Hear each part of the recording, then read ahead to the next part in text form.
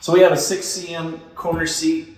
It comes with the seat, and it also comes with a 60-inch by 4-inch by 3/4-inch piece for your cleats, which gives you 2 cleats on the outside and then one to bevel a little bit, and you can put in the back.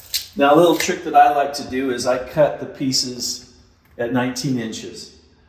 And what happens is you have a slope of the floor anyway. So if you cut it all of them at 19 inches, you're probably going to have the 1/4-inch slope that you need to drain this off.